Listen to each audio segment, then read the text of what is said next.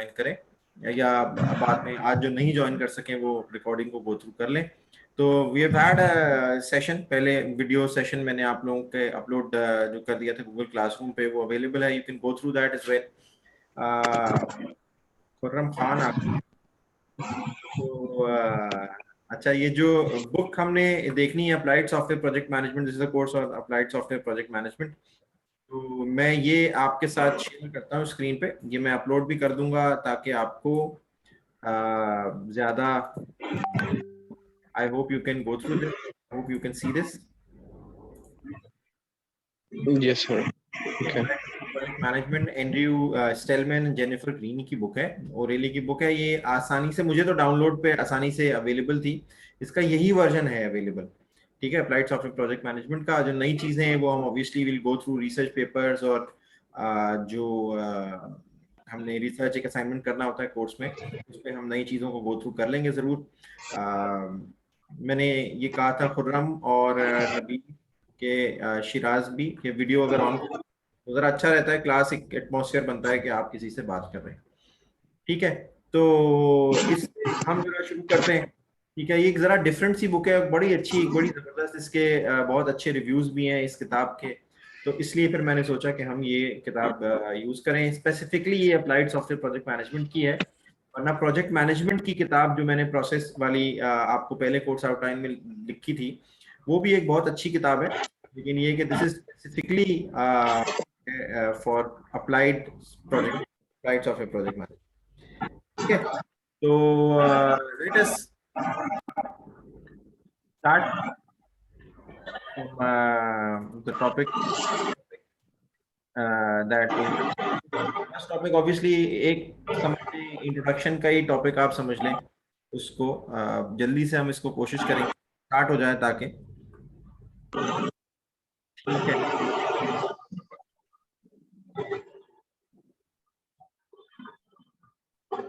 में मैंने अपना लैपटॉप बिल्कुल ही नया सब कुछ इंस्टॉल कराया, जिसलिए देर हुई थी, मैं अभी मैं बता रहा था। तो अभी ये ऑफिस मैंने ऑन किया है, तो वो वेलकम टू न्यू ऑफिस जो अपने शुरू में वो चीजें करता है ना, वो कर रहा है ये।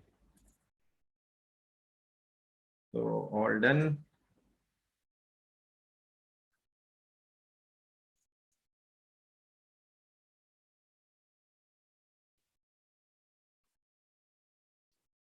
So I hope you can see this. Hmm?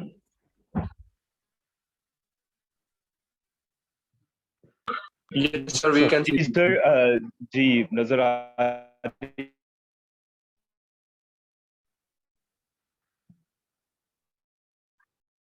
ठीक है, गुड, अच्छा जी। तो applied software project management, obviously we need to know what project management is all about before that, and first of all we need to realize and we need to establish as to why do we need project management and software project management. But again, the first question that arises is that why do software projects fail? Why do we need to manage those projects? एक बड़ा interesting statistic आपको बताऊं कि over 90% of the software projects fail, मतलब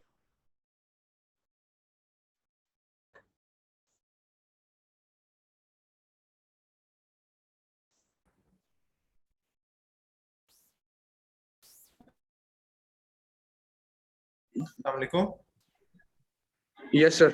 साहब आई आपकी आवाज। आ रही है? जी सर, अब आ रही है। अब वीडियो भी आ गई, आपकी आवाज भी आ गई और स्क्रीन शेयर भी हो गई। ओके, असल में मैं डिस्कनेक्ट हो गया था, आपको पता ही नहीं है। So why do software projects fail? That is what we need to first focus on, and that is what we need to know कि जी सबसे पहला जो रीजन है, in order for us to understand and in order for us to go through this entire course, that is we need to understand that why these software projects fail. One, people begin programming before they understand the problem, right? मेरा ख्याल है कि अगर videos बंद ही कर लें, क्योंकि शायद वीडियोस ज्यादा ऑन है, इस वजह से इंटरनेट कनेक्शन के प्रॉब्लम्स जो हैं वो आ रहे हैं, शायद शायद जी जी sir, Yes, we internet can do में डिस्टॉर्शन आ रही है इसकी वजह से, है ना। ये सब बैंडविड्थ भी बहुत कंज्यूम हो रही है इसकी वजह से। तो मैं अपना वीडियो ऑन रखता हूँ, आप लोग बंद कर लें, ताकि मतलब मेरी शक्ल तो नजर आए ना, वरना तो फोन कॉल ही हो जाएगी। आजकल तो फोन कॉल भी वीडियो कॉल होती है। जी जी सर। सर। ठीक है। कभी कभी जब ठीक है मेरा सर। खुर्रम खुर्रम को देखने का दिल करेगा तो मैं खुर्रम से कह दूंगा वीडियो ऑन कर ले। ठीक है। जी सर। जी अच्छा, तो जरूर sir. Why do software projects fail? Basic इसका रीजन ये होता है कि बजाय हम पहले ये समझे हुए कि जी प्रॉब्लम है क्या, हम प्रोग्रामिंग शुरू कर देते हैं। And that is what we all do basically. आपको एग्जाम में भी अगर कोई प्रॉब्लम आता है, क्वेश्चन आता है, तो आप डायरेक्टली बगैर एल्गोरिथम बनाए हुए, बगैर उस प्रॉब्लम को समझे हुए आप डायरेक्टली कोड करना शुरू कर देते हैं, या कम से कम दो चार लाइनें तो लिख ही लेते हैं। क्योंकि हमारे अच्छा, सबको ऐसा ये ही, बिल्कुल ऐसा ही है। एक बहुत बुरी ये आदत पड़ी हुई है कि हम पूरी प्रॉब्लम को समझे बगैर हल तलाश करने की कोशिश कर देते हैं। And that is what is very very important when it comes to software failure. Project failure इसी वजह से होता है बहुत ज्यादा। ठीक है। एंड अगेन ये सिर्फ सॉफ्टवेयर में नहीं है, ये हर तरह के प्रोजेक्ट्स में है। क्योंकि हमें ऐसा लगता है कि भाई, हमें अच्छा लगता है अगर हमें प्रोग्रेस नजर आ रही हो। यानी आपको अगर एक बिल्डिंग बनानी है, आप अभी पहले पहले उसका नक्शा बनाएंगे, पहले उसके लिए फिजिबिलिटी स्टडीज करेंगे, लेकिन अच्छा क्या लगता है कि ग्राउंड पे आप खुदाई शुरू करवा दें। कुछ नहीं है जी, खुदाई शुरू करवा दें, कुछ ना कुछ नजर आ रहा होगा ना प्रोग्रेस होती हुई। क्योंकि वो वाली जो प्रोग्रेस है ना, जिसमें आप प्लानिंग कर रहे हैं, जिसमें आप ये सोच रहे हैं कि जी क्या इसका डिजाइन किस तरह का होगा, क्या ये सस्टेन कर पाएगा या नहीं कर पाएगा, वो किसी को नजर नहीं आ रही होती। तो हमें ऐसा लगता है कि जब तक प्रोग्रेस नजर नहीं आए तो प्रोग्रेस होती नहीं है। So that is again a very very important reason in people beginning programming before they understand the problem, because again they like to feel that they are making progress, और progress वही है जो नजर आए। ठीक है। तो when the team starts to code as soon as the project begins, they see immediate gain। उन्हें लगता है कि हाँ यार, ये तो हो जाएगा काम। ठीक है। और काम बाज दफा हो भी जाता है, लेकिन ऑब्वियसली उसकी सस्टेनेबिलिटी कम होती है उसको, क्योंकि आपने in depth analysis, in depth study नहीं किया हुआ था। और एक और जो बहुत इंपॉर्टेंट वजह है वो ये है कि हम अब बहुत ज्यादा इस्तेमाल कर रहे हैं ऐसे मेथड्स ऑफ डेवलपिंग सॉफ्टवेयर्स, ऐसी मेथडोलॉजीज इस्तेमाल कर रहे हैं जिसमें बहुत ज्यादा प्लानिंग का कोई पार्ट है नहीं। यानी कि हम इस्तेमाल कर रहे हैं एजाइल मेथडोलॉजीज। ठीक है। एजाइल मेथडोलॉजीज में आपको, क्योंकि जो एक्सट्रीम प्रोग्रामिंग है, एक्सट्रीम प्रोग्रामिंग में आपको क्या करना होता है, यू आर बेसिकली रिलीजिंग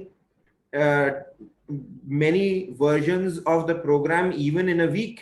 आप एक ही हफ्ते में, एक ही दिन में बाज़ दफा आप कई वर्जन्स निकाल रहे होते हैं प्रोग्राम के। तो उसमें तो आप प्लानिंग व्लानिंग क्या करेंगे, आप बस बस जो आता जाती है रिक्वायरमेंट, आप उसको इनकॉर्पोरेट करते जाते हैं without giving much thought to the planning part, without giving much thought to the design part of any project. तो ऑब्वियसली अच्छा सबको लगता है प्रोग्रेस नजर आ रही है, लेकिन वो प्रोजेक्ट सस्टेनेबल नहीं रहती, और in the long term, in the end, वो जाके फिर फेलियर की तरफ जाने लगता है प्रोजेक्ट। ठीक है। And that is what it says, that when problems becomes more complex, as they always do, the work gets bogged down। और फिर आपको समझ में आती है यार ये तो मुश्किल हो गया, ये तो फंस गया काम, अब क्या करेंगे। ठीक है। And in the best case, a team that begins programming too soon will end up writing good software that solves the wrong problem। ठीक है। दोबारा से पढ़ता हूं इसको। In the best case, सब कुछ कर रहे हैं, the best case would be a team that begins programming too soon. यानी जल्दी प्रोग्रामिंग शुरू करेंगे, प्रोग्रेस तो नजर आएगी, लेकिन if you begin programming too soon you will and up writing good software that solves the wrong problem. Why? Because you never understood the problem, you never were able to grasp the entirety of the problem, you were never analytical about the problem itself, right? So that is one of the reasons why software projects fail। आवाज आ रही है मेरी बिल्कुल clear? Yes sir, it's clear. ठीक है, very good. जी sir आ रही। And again, the other reason is that the team has an unrealistic idea about how much work is involved। अच्छा, ये क्या चीज है? हम बहुत दफा ऐसा करते हैं कि हम जल्दी से, क्योंकि हमें कोड करना होता है, प्रोजेक्ट सॉफ्टवेयर कॉस्टिंग मॉडल्स हैं, वो भी हमने पढ़ने हैं कुछ।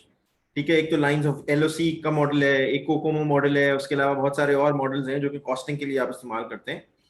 हम क्या करते हैं, हमारे पास एक प्रोजेक्ट आता है, कोई एक क्लाइंट आता है हमारे पास, और हमसे पूछता है कि यार इसमें कितना टाइम लगेगा, इस काम को करने में कितना टाइम लगेगा। अच्छा, अब हम ये चाहते हैं कि ये जो क्लाइंट है ये किसी और के पास ना जाए। For example I am a developer and I own a software agency. तो वो इरफान, मैं क्लास में हूँ, थोड़ी देर में कॉल बैक करता हूँ। मैं थोड़ी देर में इरफान कॉल बैक करता हूँ। तो हम चाहते हैं कहीं और ना जाए, तो हम उससे कहते हैं कि नहीं नहीं ये तो हो जाएगा काम, कोई मसला ही नहीं है। जैसे वो आप मैकेनिक के पास जब जाते हैं ना और अपनी गाड़ी लेके, तो वो कहता है हाँ मैं तो सब काम कर लूंगा। अब जब वो इंजन खोलता है और ज्यादा एनालाइज करता है तो उसको पता लगता है कि यार ये काम तो मुश्किल था, और इस काम में टाइम भी ज्यादा लगना था, और इस काम में पैसे भी ज्यादा लगने थे। ठीक है, हम भी यही करते हैं, हम ये कहते हैं हाँ हो जाएगा, कोई ऐसा मसला नहीं है, 5-10 दिन में हो जाएगा ये काम, या 2 महीने में हो जाएगा, या 6 महीने में हो जाएगा, without going into the tiny details, without analyzing the problem and without analyzing what kind of work is involved, what kind of resources will be required, and do we have access to those kind of resources, हमारे पास ऐसे लोग मौजूद हैं जो कि ये काम कर सकेंगे। ठीक है, तो obviously this is one of the reasons, and as they say from far away most complex problems seem simple to solve। लग रहा है ऐसा होता है कि यार आराम से सॉल्व हो जाएंगी चीजें। teams can commit to impossible deadlines and by being overly optimistic and not thinking through the work, कल हो जाएगा। अच्छा, अब कल जो है वो आपको पता है कि नहीं हो सकता, लेकिन आप क्योंकि चाहते हैं कि क्लाइंट आपके साथ रहे, आप चाहते हैं कि जी क्लाइंट जो है वो कहीं और ना जाए, तो आप कहते हैं क्लाइंट की टाइमलाइन पे आप कहते हैं जी हो सकता है, बिल्कुल कोई इश्यू नहीं है। वो तो आप बाद में फिर वंस यू रियलाइज कि जी काम जो था वो ज्यादा था, तो फिर आप उसको कहते हैं कि हाँ यार काम तो ज्यादा था। And only few people realize that the deadline is optimistic until it is blown। फिर बाद में देर हो चुकी होती है जब आप ये रियलाइज करते हैं कि जो डेडलाइन है वो सही नहीं है। तीसरी चीज, दो डिस्कस हम कर चुके हैं चीजें। One, people begin programming before they understand the problem. Two, दो अनरियलिस्टिक आइडिया होता है आपके पास कि कितना काम है। तीसरी चीज, defects are injected early but discovered later. होता ही है कि मैंने शायद पहले भी एग्जांपल दिया आपको कि जब गाड़ी का इंजन बन रहा है, और इसी वजह से हम पढ़ेंगे इस कोर्स में इंशाल्लाह आगे कि क्वालिटी सर्कल्स का, कैनबन का और काइजन का कॉन्सेप्ट इंट्रोड्यूस हुआ जापान में। और वो ये था कि जी हम करते ही हैं कि अगर कार गाड़ी बन रही है, ये बेसिकली ये सारे कॉन्सेप्ट जो है ना क्वालिटी एश्योरेंस के, क्वालिटी सर्कल्स के, क्वालिटी कंट्रोल के, ये सारे आए जापानीज ऑटोमोबाइल इंडस्ट्री से और पूरी दुनिया में गए, जिसमें जीआईटी भी शामिल है, काइजन भी है, कैनबन भी है, और इस तरह के और कई मैकेनिज्म्स शामिल है। होता ही है कि एग्जाम्पल के तौर पे आपको समझने के लिए कि अगर गाड़ी का इंजन बन रहा है और आप पहला नट, पहला जो स्क्रू लगना है वो गलत लगा देंगे, ठीक है, और आपने गलत लगा दिया और उसको चेक नहीं किया, और आपने उसके ऊपर पूरा इंजन बना दिया, ठीक है, तो अब उस डिफेक्ट का पता कब चलेगा? उस डिफेक्ट का पता उस वक्त चलेगा जब वो गाड़ी बन जाएगी, गाड़ी में इंजन फिट हो जाएगा और वो असेंबली लाइन के बिल्कुल आखिरी किनारे पे जाएगी, और जब उसके इग्निशन में गाड़ी लगाई जाएगी और इग्निशन में चाबी लगाई जाएगी और गाड़ी स्टार्ट होगी। जब स्टार्ट होगी तो उसमें से एक आवाज आ रही होगी, जब आवाज आएगी तो पता लगेगा कि यार हाँ इंजन में कोई प्रॉब्लम है। आप एनालाइज करेंगे तो पता चलेगा कि वो जो पहला एक स्क्रू ड्राइवर स्क्रू था वो गलत लगा दिया गया। ठीक है, अब होगा क्या? टाइम जाया, वो गाड़ी पूरी वापस जाएगी, पूरी खुलेगी, पूरा इंजन के उस पहले स्क्रू तक पहुंचा जाएगा जहां पे वो गलती हुई थी, और फिर उसको ठीक किया जाएगा और फिर दोबारा काम शुरू किया जाएगा। तो होता यही है कि defects are injected early but discovered late.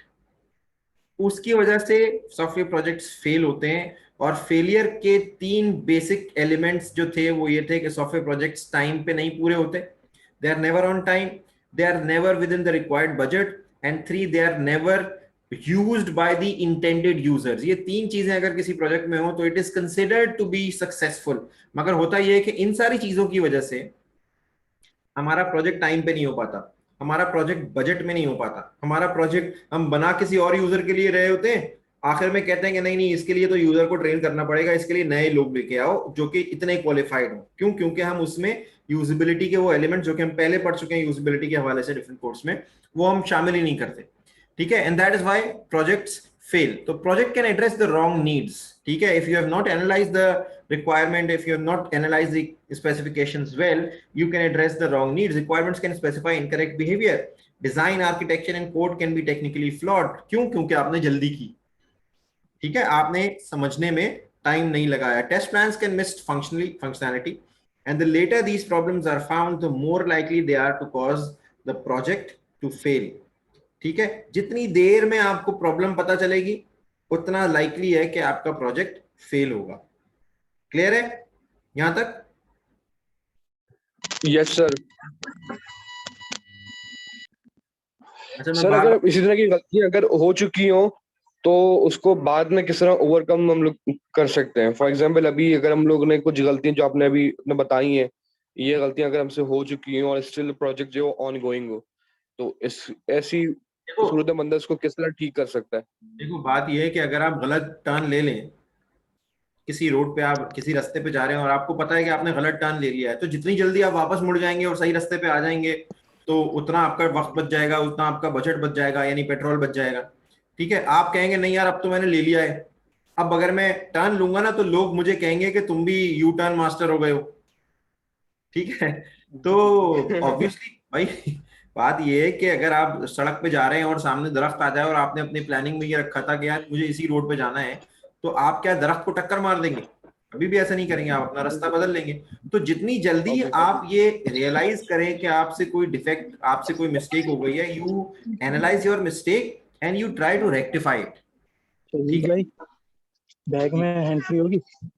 Ji sir, अभी रिसेंटली हमारी कंपनी में ये हुआ था कि ये वाला एग्जांपल, प्रोजेक्ट की डेडलाइन मीट नहीं हुई तो वो प्रोजेक्ट ही क्लाइंट ने कैंसिल कर दिया था जी। और इसके अलावा ऐसा भी हुआ था कि कुछ केसेस जब क्यूए कर रहे होते हैं तो वो लाइव जाने से, प्रोडक्शन से पहले जो इश्यूज आइडेंटिफाई हो जाएं, जैसे अर्ली प्रॉब्लम आइडेंटिफाई करके उसे रिजॉल्व करते हैं, तो इट इज बेटर। अब वो लाइव पे जाके होती है तो वो भी फेलियर का बाइस बन रहा होता है। वो फिर फेलियर सिर्फ आपके अपने लिए नहीं होता, वो क्योंकि आपके यूजर्स भी इस्तेमाल कर रहे होते हैं ना, तो आपकी जो कंपनी का इमेज होता है दैट आल्सो गोस डाउन। ठीक है, वो भी खराब होता है। और मतलब तो सब समझने के बैक एंड भी होते हैं, लेकिन जिस कंपनी के लिए आपने वो सॉफ्टवेयर बनाया होता है उस कंपनी का इमेज भी एट स्टेक आता है।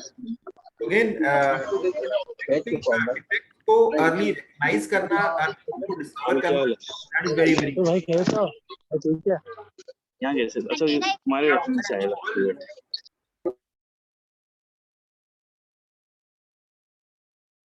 अच्छा ठीक है, तो आगे बढ़ते हैं। एंड ऑब्वियसली जी डेडलाइन में बफर भी तो रखे जाते हैं ताकि प्रोजेक्ट फेल ना हो। क्लाइंट में जो कम्युनिकेट करते हैं वो बफर रख के किया जाता है। बिल्कुल ऐसा बफर ऐसे रखे जाते हैं। बफर आप उस वक्त रखते हैं जब आप प्रोजेक्ट को ठीक तरह से एनालाइज कर भी चुके हो और उसके बाद आपको पता हो कि यार इस काम को करने में लेट से 1 महीना लगेगा, यानी 30 वर्किंग डेज लगेंगे, और आप कहते हैं कि नहीं इसमें 45 डेज लगेंगे, तो आप 15 दिन का बफर रख लेते हैं। ठीक है, या 1 हफ्ते का बफर रख लेते हैं। लेकिन ये उस वक्त होता है जब आपने एनालाइज कर लिया होता है प्रॉब्लम को।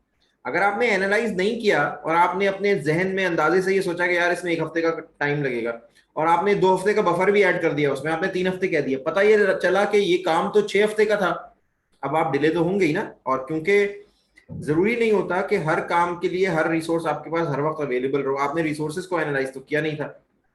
ठीक है, तो बफर भी रखे जाते हैं। बफर रखने का मतलब ये है कि किसी ना किसी तरह की प्लानिंग तो की गई है। ठीक है, and that is good, that is something which we strive for. ठीक है, अच्छा उसका एक और जो रीजन है प्रोजेक्ट फेलियर का वो ये होता है कि प्रोग्रामर्स जो है ना उनकी एक बड़ी गंदी आदत होती है। वो ये कहते हैं कि बस जो हमने कर दिया ना वही फाइनल है, वही सबसे अच्छी चीज है। ऐसा है ना आप में से कोई कोई जो प्रोग्रामर्स हैं उनको तो ऐसा ही लगता होगा कि बस जो हमने कर दिया ना वो फाइनल है बस। है बस जी सर, जी जी सर, ऐसा ऐसा होता है। यूनिट केस गुजर गया, बस सेट हो गई चीज। हाँ और क्या, टेस्ट कर गया अल्लाह हाफिज। ऐसा अब होता है कि आप प्रोजेक्ट के ना सेंटर के अंदर ना यूज केसेस और टेस्ट केसेस हाँ आगे के प्रोजेक्ट जब सेंटर में आता है या फिर ऐसे लेवल पे आता है, एंडिंग पे आता है, तो कुछ फ्लॉज आते हैं यूज केसेस और टेस्ट केसेस दोनों के अंदर। तो सर हम दोनों एक साथ तो नहीं चला सकते जब प्रोजेक्ट एंडिंग पे हो तो।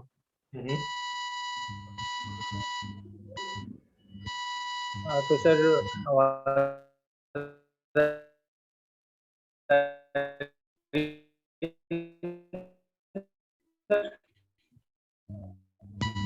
अनंत तुम्हारा सवाल जारी था, तुम्हारी आवाज कट गई, मुझे बिल्कुल नहीं समझ में आया तुमने क्या कहा। सर मैं हेलो। हाँ अब आ रही है आवाज। हाँ जी सर, मैं ये पूछ रहा हूँ कि अगर प्रोजेक्ट ना ऑनगोइंग हो और बिल्कुल 80%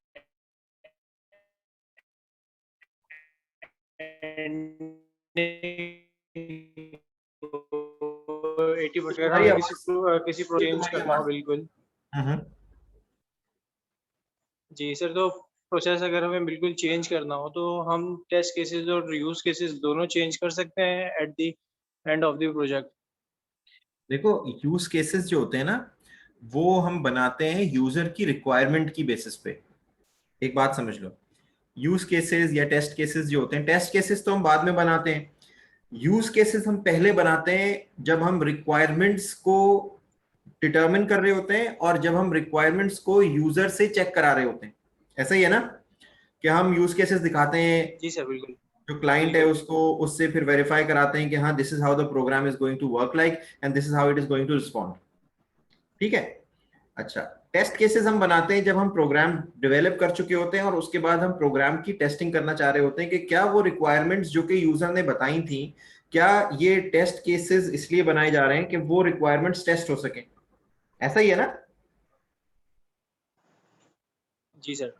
ठीक है। अच्छा, अगर ऐसा है तो इसका मतलब तो ये है कि हमने बहुत अच्छी तरह से यूजर को ऑन बोर्ड लिया हुआ है, रिक्वायरमेंट्स भी टेस्ट की हुई हैं, सब चीजें की हुई हैं, तो इसमें गलती के चांसेस और प्रोजेक्ट फेलियर के चांसेस कम होते हैं। मैं तो उन चीजों की बात कर रहा हूं, उन सॉफ्टवेयर प्रोजेक्ट्स की बात कर रहा हूं जहां पे आप रिक्वायरमेंट एनालिसिस पे, रिक्वायरमेंट गैदरिंग पे, रिक्वायरमेंट इलिसिटेशन पे, यानी रिक्वायरमेंट्स इंजीनियरिंग पे टाइम लगाते ही नहीं है। आप कहते हैं हाँ यार ये तो प्रोजेक्ट वैसा ही है ना, बस हम बना देंगे, कोई मसला ही नहीं है। उसमें होता यह है कि आपकी क्योंकि एक्सपेक्टेशंस कुछ और होती हैं, आपके क्लाइंट की एक्सपेक्टेशंस कुछ और होती हैं, आपसे समझने में गलती हुई भी होती है, ultimately it results in a failure.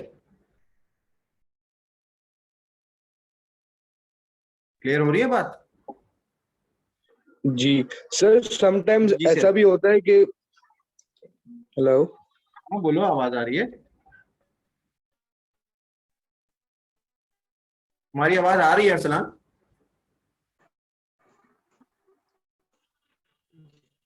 Sir आवाज आ रही है।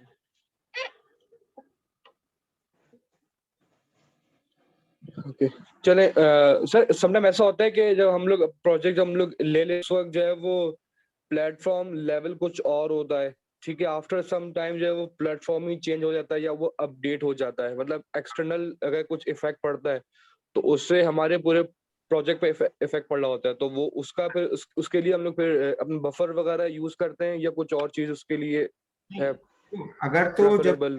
अगर तो क्लाइंट की रिक्वायरमेंट चेंज हो रही है ना, तो you are not liable for that. ठीक है, अगर क्लाइंट की रिक्वायरमेंट चेंज हो रही है तो you are not liable for any change in the budget और इन द टाइमलाइन। अगर तो आपने, आपकी गलती है, आपने पहले से एनालाइज नहीं किया हुआ था कि जी डोमेन क्या होगा, आपने पहले से ये डिसाइड नहीं किया हुआ था कि जी आपने जिस लेट से सिस्टम के साथ इंटीग्रेट करना है अपने बनाए हुए सिस्टम को, वो सिस्टम कौन सा है, तो it is your fault and it you should be blamed for the failure.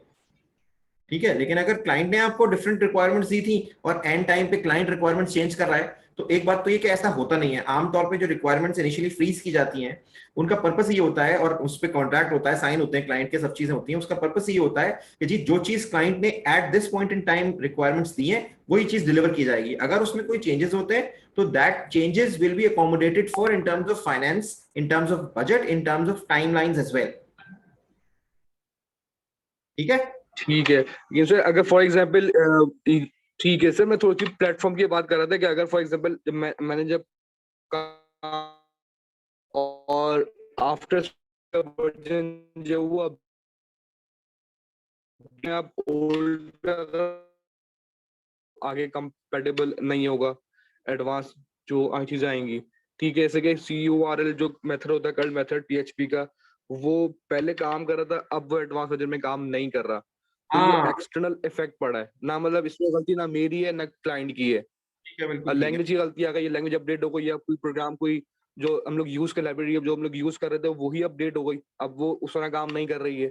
सब ये चीजें जो होती है इसको किस तरह पे हम लोग जो है वो नहीं, इसको फिर हम प्रोजेक्ट फेलियर में ऑब्वियसली नहीं काउंट करेंगे, इसको हम प्रोजेक्ट फेलियर में नहीं काउंट करेंगे। ये ऑब्वियसली मेंटेनेंस में आएगा, आप कर्ल की जगह पे कोई और सिस्टम फंक्शन इस्तेमाल करेंगे, कोई और लाइब्रेरी इस्तेमाल करेंगे, ये this is not a project failure, this is maintenance. बहुत भाई, आपकी गाड़ी का प्लग भी तो खराब हो जाता है कभी, ठीक है, आप खराब हो जाता है तो आप दूसरा बदलवा लेते हैं, इसका मतलब यही है ना कि भाई पुराने प्लग ने काम करना छोड़ दिया, यानी पुराने फंक्शन ने काम करना छोड़ दिया, so what you would do is you would get a replacement, and that comes under maintenance, and that comes under constant evolution of the project. ठीक है, आगे बढ़ते हैं। सर। So उसके अलावा managers try to test quality into the software. अच्छा, अब everyone assumes that the testers will catch all the defects that were injected through the project, यानी हमें ऐसा लगता है कि जी टेस्टिंग हो गई, जैसे अभी खुर्रम ने भी यही कहा कि भाई टेस्टिंग हो गई, उसके बाद अल्लाह अल्लाह खैर सल्लाह, अब कोई हमारी जिम्मेदारी नहीं। तो कभी भी ऐसा नहीं होता, ठीक है, कि आप तमाम पॉसिबल सिनेरियोज पे अपने किसी सिस्टम को चेक कर सकते हो, कभी भी ऐसा नहीं हो सकता। Although there have been many testing techniques, unit testing है, इंटीग्रेशन टेस्टिंग है, रिग्रेशन टेस्टिंग है, व्हाइट बॉक्स टेस्टिंग है, ब्लैक बॉक्स टेस्टिंग है, अल्फा टेस्टिंग है, बीटा टेस्टिंग है, बहुत सारी तरह की टेस्टिंग्स हैं। ये हम एक तो टेस्टिंग मेथोडोलॉजी चूज करते हैं according to the type of software that we are developing, and according to what kind of testing strategy and testing technique best suits the kind of system that you are developing, ठीक है। और कभी भी ऐसा नहीं होता कि testers जो हैं वो सारे डिफेक्ट टेस्ट कर लें। अगर ऐसा होता तो आप मुझे बताइए कि माइक्रोसॉफ्ट से बड़ी कौन सी कंपनी है जो कि अपने सिस्टम, अपने डेवलप्ड सॉफ्टवेयर्स को टेस्ट कराती होगी। उनके सिस्टम्स में भी, उनके डेवलप कर दे ऑपरेटिंग सिस्टम्स में भी, उनके डेवलप्ड जो सॉफ्टवेयर्स हैं उसमें भी कितने डिफेक्ट्स आते हैं, और वो फिर बाद में मेंटेन कर रहे होते हैं उनको, ठीक है। तो अब टेस्टर्स को भी जो है वो जरा सा हम सीरियसली नहीं लेते। मैनेजर्स कहते हैं कि यार अपना टाइम नहीं जाया करो, बस जल्दी से टेस्टिंग करके दे दो, ठीक है। तो ये जो काम होता है ना कि जल्दी से टेस्टिंग करके दे दो, this is obviously something that adds fuel to fire, यानी that is a very contributing factor in project failure, क्योंकि टेस्ट जितना कर रहे हैं भाई वो तो करने दो ना टेस्ट, ठीक है।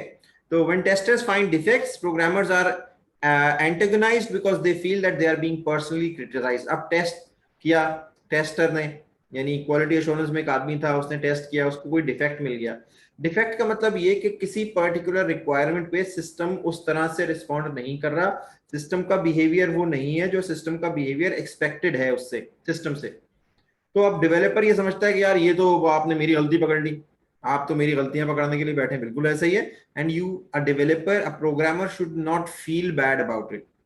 इनफैक्ट ऑर्गेनाइजेशनल कल्चर इस तरह का डेवलप होना चाहिए, इंडिविजुअल कल्चर इस तरह का होना चाहिए कि अगर कोई आपका डिफेक्ट पकड़ रहा है, आपने कोई एप्लीकेशन डेवलप किया, आपका कोई डिफेक्ट पकड़ रहा है, तो you should feel happy about it. यार चलो घर में ही पकड़ी गई बात, यानी इंटरनली ऑर्गेनाइजेशन में ही पकड़ी गई बात, अब इसको मैं ठीक कर लूंगा, बाहर नहीं गया। अभी हमने सॉफ्टवेयर रिलीज नहीं किया था, रिलीज कर देते तो क्लाइंट के सामने बेइज्जती होती, अंदर ही अगर कोई चीज सामने आ गई है तो दैट शुड बी गुड। तो when testers miss defect, everyone blames them for not being perfect. अब ये भी एक बड़ी मुश्किल बात है कि जी टेस्टर ने डिफेक्ट पकड़ लिया तो डेवलपर की शामत, अगर टेस्टर डिफेक्ट नहीं पकड़ सका तो टेस्टर की शामत कि भाई डिफेक्ट तो था, तुमने पकड़ा क्यों नहीं, ठीक है। तो ये एक बड़ा एक कैच 22 सिचुएशन है जिसमें डेवलपर्स और टेस्टर्स होते हैं। तो make sure all decisions, and how can we make sure that our project succeed, यानी हमारे प्रोजेक्ट जो है वो तीन प्राइमरी जो कैटेगरीज हैं, यानी तीन प्राइमरी एट्रीब्यूट्स हैं, on time, within budget, with required functionalities, and to be used by intended users. वो कैसे इंश्योर करें कि हमारे प्रोजेक्ट्स में हो? One, make sure all decisions are based on openly shared information, yani information should be made available to each and everyone regarding every aspect of the project। yani कितने अगर developers हैं तो सबके पास requirement का access हो कि जी this is what we are trying to make, सबको पता हो, एक जो जिसको हम management terms में कहते हैं ना synergize कर सकें ताकि, ठीक है। एक होती है एनर्जी, एक होती है synergy, when every power combines, वो कैप्टन प्लैनेट में कहते हैं when four powers combine they create captain planet. तो हर पावर, यानी हर डेवलपर की अपनी जगह कोई ना कोई पावर है, लेकिन once they know their objective and they are on the same page, उन सब की पावर्स मिल जाती हैं और फिर कैप्टन प्लैनेट बन जाता है जो कि उन सब इंडिविजुअल से बहुत ज्यादा पावरफुल होता है। आई होप कि एग्जाम्पल समझ में आ गई होगी आपको। कैप्टन प्लेनेट शायद आपने देखा हो, एक कार्टून होता था पहले, खुरम देखा है? जी सर, देखा है। वो जो जिसमें डिफरेंट लोग हाँ, होते थे, आयरन तो मैन ये होता तुम्हें था एग्जाम्पल समझ और में वो। आई? ये तुम्हें जी जी सर, बिल्कुल। अच्छा, एक सेकेंड अगर आप होल्ड कर लें प्लीज। तो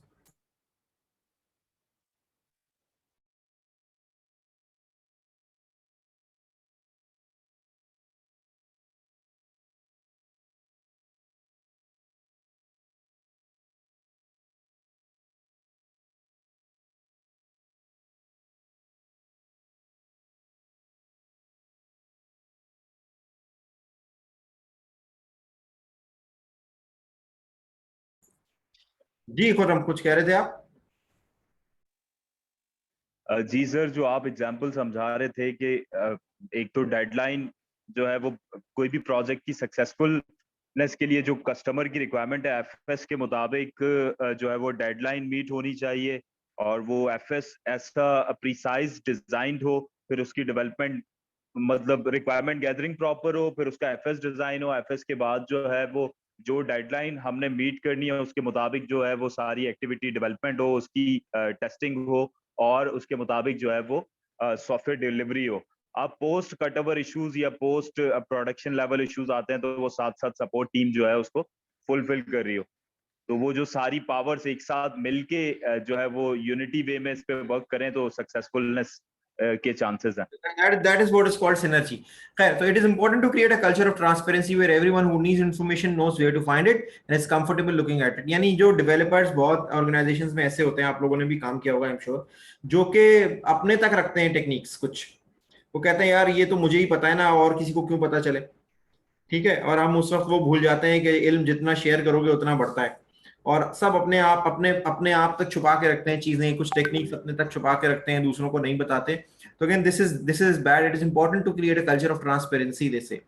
ठीक है, all project document, schedule, estimate, plans and other work products should be shared with the entire team, managers, stakeholders, users and anyone else in the organization who wants them. It should be open. So again, when the culture is of openness where everyone have access to the kind of information they need or they require or they want, that is what gives them confidence कि जी हमें कोई भी information चाहिए होगी, हमें पता होगी। अब आखिर में डेवलपर ये कह दे कि यार मेरे पास तो रिक्वायरमेंट्स ही पूरी नहीं थी, तो मैं क्या करता, मुझे तो जितनी रिक्वायरमेंट्स दी गई मैंने उसके हिसाब से बना के दे दी चीज।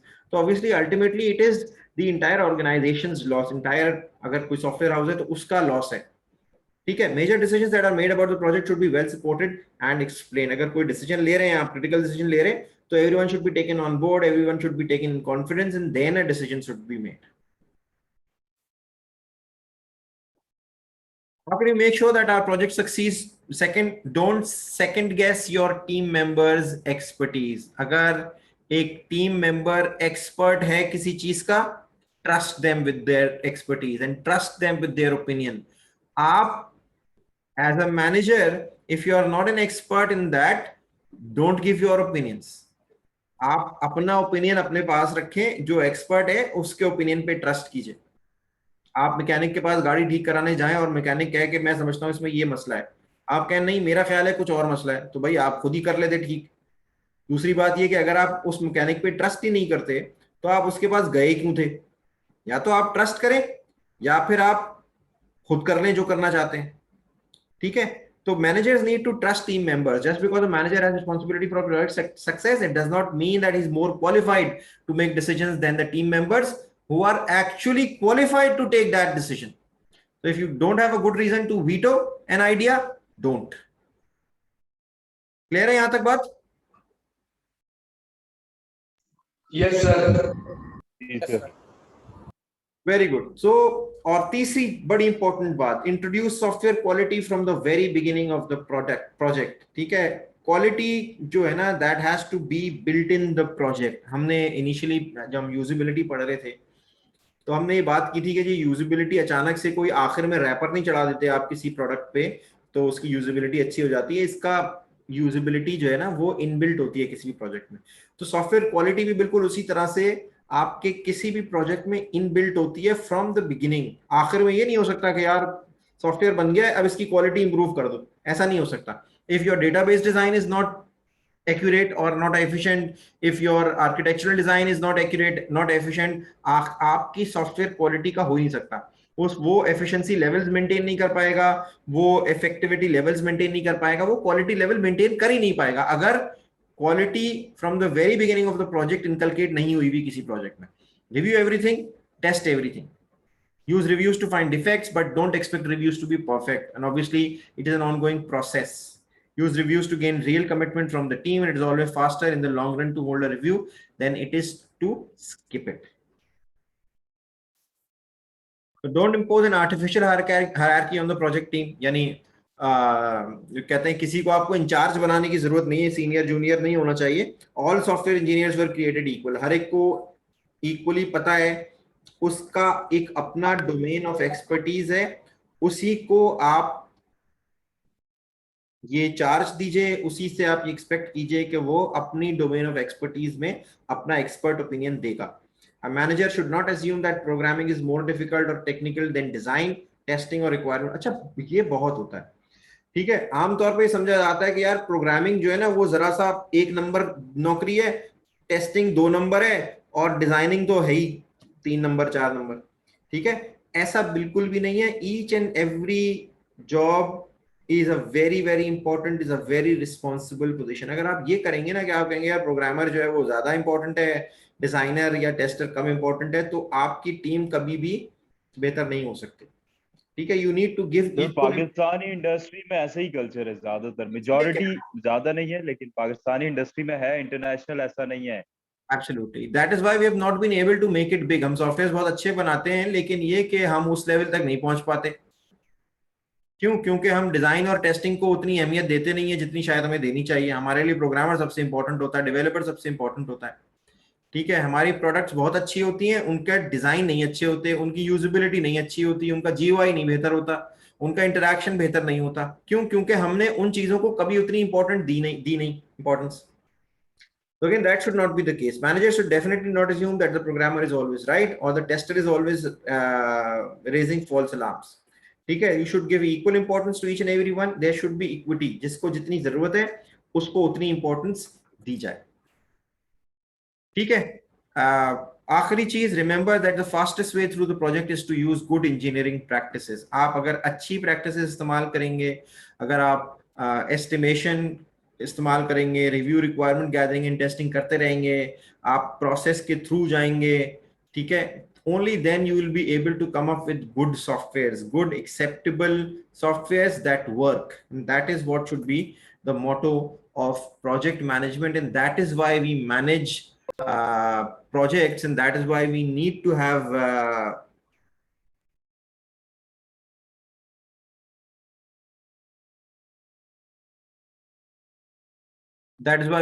have project management so that we can review all these things and we can come up with a successful project, right? Clear है? This was chapter number 1. This was an introduction to basically, इसमें और भी obviously बहुत सारी चीजें हैं। हम कल बात करेंगे सॉफ्टवेयर प्रोजेक्ट प्लानिंग की, फिर हम उसके बाद एस्टिमेशन की बात करेंगे, then we'll talk about project schedules, reviews, requirements, design, programming.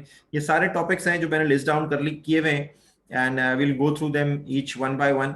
मुझे पता है वर्किंग डेज होते हैं, आप लोगों के लिए ऑफिस के साथ टाइम निकालना मुश्किल होता है, तो राइट, हम एक एक करके इसी तरह से 1 घंटे 1.5 घंटे में हम कोशिश करेंगे कि हम एक एक टॉपिक को कवर करते चले जाएं, और जल्दी करेंगे। हमें हफ्ते में 2 दिन या हो सकता है 3 दिन भी क्लासेस जो है वो कंटिन्यू करनी पड़े, राइट?